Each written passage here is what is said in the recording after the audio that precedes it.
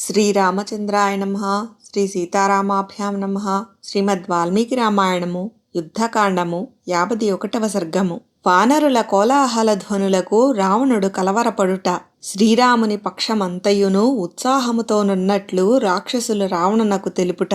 ధూమ్రాక్షుడు యుద్ధమునకు బయలుదేరుట. బలశాలులైన ఆ వానరుల యొక్క గర్జనల సంకుల ధ్వనులను రావణుడును అతని సమీపముననున్న రాక్షసులును వినిరి.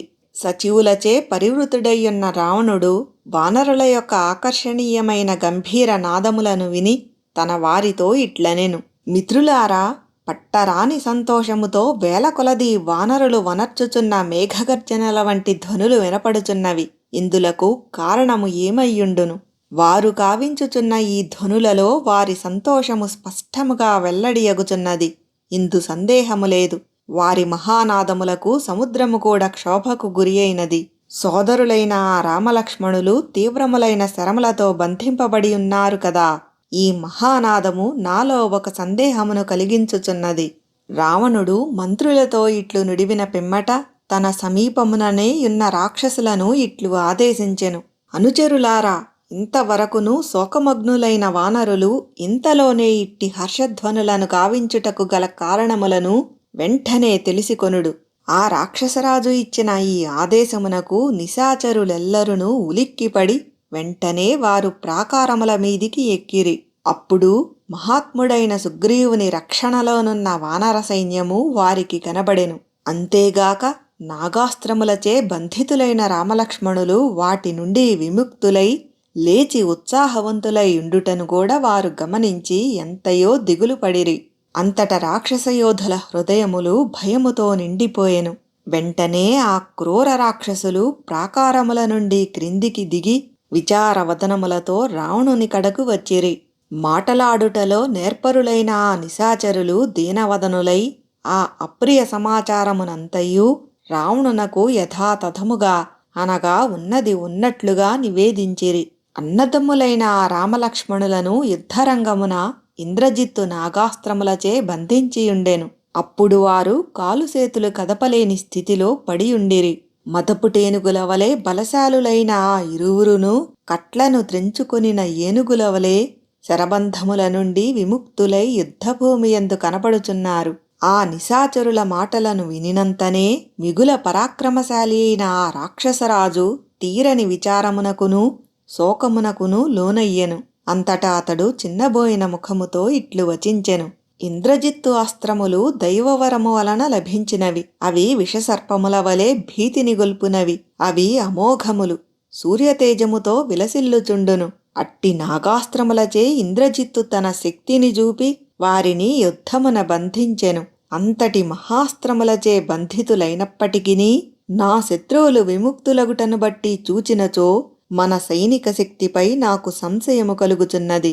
ఇంతవరకును వాసుకి వలె తేజోవంతములైన ఈ శరములు యుద్ధరంగమున నా శత్రువుల ప్రాణములను బలిగొన్నట్టివి. అట్టి అమోఘాస్త్రములు నేడు వ్యర్థములైనవి కదా.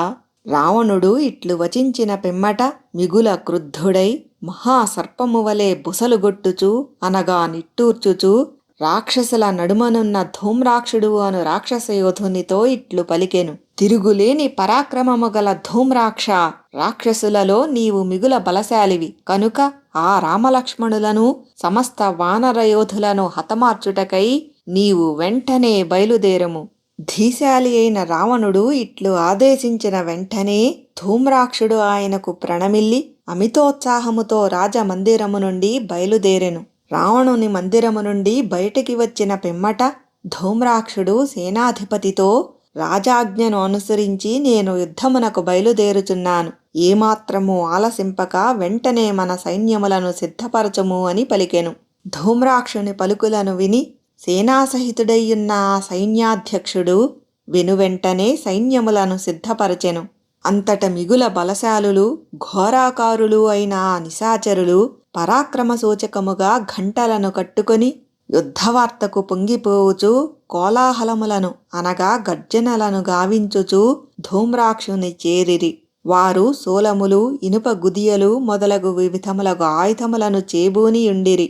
ఆ రాక్షస వీరులు గదలు, అడ్డకత్తులు, ఇనుప కర్రలు, రోకళ్ళు, ఇనుపకట్ల గుదియలు, పిండి వాలములు, బల్లెములు, ఈటెలు, గండ్రగొడ్డళ్ళు మొదలగు ఆయుధములను కొల్లలుగా తీసుకొని దిక్కులన్నీయును ప్రతిధ్వనించునట్లుగా మేఘముల వలె గర్జించుచూ బయలుదేరిరి. కవచధారులైన కొందరు యోధులు రథములపై బయలుదేరిరి. ఆ రథములు ధ్వజ పతాకములతోడను బంగారు జాలీలతోనూ అలంకరింపబడి ఉండెను. వాటికి వివిధములగు ముఖములు గల కంచర గాడిదలు పూంచబడి ఉండెను. మరికొందరు శీఘ్రముగా వెళ్లగల గుర్రములపైనను, ఇంకనూ కొందరు మిక్కిలి మదించిన గజేంద్రముల మీదను యుద్ధమునకు బయలుదేరిరి. ఆ రాక్షసయోధులందరూ పెద్ద పులుల వలె ఎదిరింపరానివారు. గాడిద గొంతుగల ధూమ్రాక్షుడు దివ్యమైన ఒక రథమును అధిరోహించెను. దానికి తోడేళ్లవలే సింహములవలే ముఖములు గలిగి బంగారు ఆభరణములతో అలంకృతములై ఉన్న గాడిదలు పోంచబడి ఉండెను. మహాపరాక్రమశాలియగు ఆ ధూమ్రాక్షుడు రాక్షస యోధులను వెంటబెట్టుకొని వికటాట్టహాసము చేయుచూ లంకానగర పశ్చిమద్వార దిశగా బయలుదేరెను. అప్పటికే పశ్చిమద్వారము కడ హనుమంతుడు తన వానర యోధులతో గూడి యుద్ధమునకు సిద్ధముగా నుండెను. మిగుల పరాక్రమశాలి, మిక్కిలి భయంకరమైన ఆకారము గలవాడు, గాడిద గొంతుగలవాడు అయిన ఆ ధూమ్రాక్షుడు గాడిదలను పూంచిన తన మేటి రథముపైకెక్కి యుద్ధమునకు వచ్చుచుండగా అంతరిక్షమునందలి భీకరములైన ఆకారములు గల పక్షులు అశుభసూచకముగా అతనిని చుట్టుముట్టెను. అంతట భయంకరమైన ఒక గ్రద్ద అతని రథము పైభాగమున వ్రాలెను. ధ్వజాగ్రభాగమున రాబందులు గుంపులు గుంపులుగా చేరినవి. రక్తసిక్తమైన తెల్లని ఒక పెద్ద మొండెము వికృతముగా ధ్వని చేయుచూ ఆ ధూమ్రాక్షుని సమీపమునకు వచ్చి నేలపై పడెను. మేఘములు రక్తమును వర్షించెను. భూమి చెలించెను. వాయువులు పిడుగులు పడుచున్నట్లుగా ధ్వనించుచూ ప్రతికూలముగా వీచెను. దిక్కులను గుర్తించుటకు వీలులేనంతగా చీకట్లు దట్టముగా అలముకొనెను. అప్పుడు ఏర్పడిన ఉత్పాతములు మిక్కిలి భయంకరములై రాక్షసులకు దడ పుట్టించుచుండెను. వాటిని జూచి ధూమ్రాక్షుడు కలవరపడెను. అప్పుడు ఆ ధూమ్రాక్షుని ముందు భాగమున నడుచుచున్న రాక్షసయోధులందరూ తెల్లబోయి నిశ్చేష్టులైరి. మిగుల బలశాలియు భయంకర ఆకారుడునూ అయిన ధూమ్రాక్షుడు పెక్కుమంది రాక్షస యోధులతో గూడి రణోత్సాహముతో పురోగమించుచుండగా ప్రళయకాలమునందలి అపారమైన భయంకర సముద్రము వలెనున్న వానరసేన అతనికి కనపడెను. ఆ కపిసేన శ్రీరాముని బాహుబలముచే సురక్షితముగా నుండెను. వాల్మీకి మహర్షి విరచితమై ఆదికావ్యమైన శ్రీమద్ రామాయణమునందలి యుద్ధకాండమునందు ఇది 51వ సర్గము.